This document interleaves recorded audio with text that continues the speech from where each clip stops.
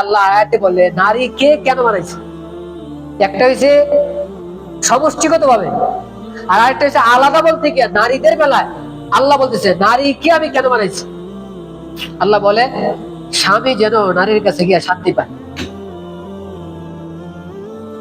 কথা বুঝতেছে কিনা মা বোনেরা খুব খেয়াল করে শুনে। আল্লাহ বলতেছে আমি বানাইছি এই কারণে যেন স্বামী কি পায়। আপনারা ভয় পান কেন? আমি কোরআন আয়াত সূরা রুমে আছে, সূরার নাম বলে দিলাম, সূরা রুমে আছে। কেন বানাইছে? লিতাসকুনু ইলাইহা, যাতে তোমরা তার কাছে গেলে শান্তি পাবে। তাহলে স্ত্রী কেমন হবে?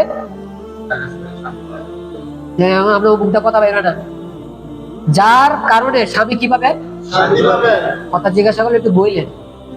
তাহলে স্বামী শান্তি পাবে যেই মেয়ের কাছে গেলে ওই মেয়ের চরিত্রটা কোন পর্যায়ের হওয়া লাগবে, ওই মেয়ের ব্যবহারটা কোন পর্যায়ের হওয়া লাগবে।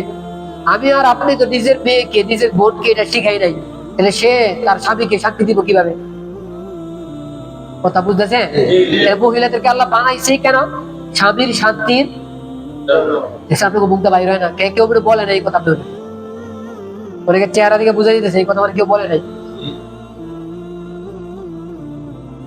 আবার বলতেছি মহিলাকে বানাইছে কিসের জন্য? আল্লাহ আজকে যদি আমার দ্বারা স্বামী শান্তি না পায়, অশান্তি পায়, তা আল্লাহ আমাকে যে উসিলা বানাইছে, যে কারণে বানাইছে, কারণটাকে আমি নষ্ট করে দিলাম। কথা বুঝতেছেন কিনা? আল্লাহ নিজে বলতেছে স্ত্রীকে বানাইছে। এখন আপনারা বলেন, যদি বর্তমান মহিলারা অফিসে চলে যায় আর স্বামীও অফিসে চলে যায়, স্বামী যখন ঘরে আসবে সন্ধ্যাবেলায়, এই স্বামীর খেদমত করবো কে? সময় যেহেতু বেশি না, আমি শর্টকাট বলতেছি। তাহলে খেদমত করবো কে? কাজের মেয়ে। হায় হায়, কাজের মেয়ে, কাজের ছেলে, কাজের ছেলে।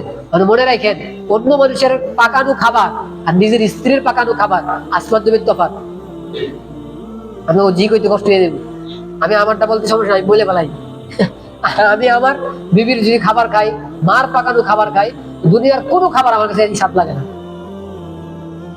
আপনি আমার নিয়ে আসবেন না কি করবেন আপনাদের পেশায়?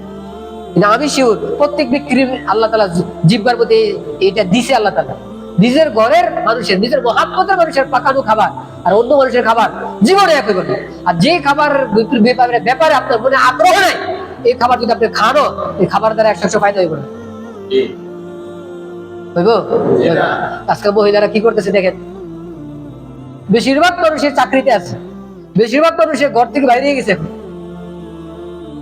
কিছু বললে কি বলে, যদি সংসার চালাইতে না পারে, সংসার চালাইতে না পারে, সে তো এমন বিবাহ হয়েছে কেন? স্বামী যেন তার সংসার চালায়। সংসার চালানোর জিম্মাদারি কার? স্ত্রীর উপরে সংসার চালানোর জিম্মাদারি না।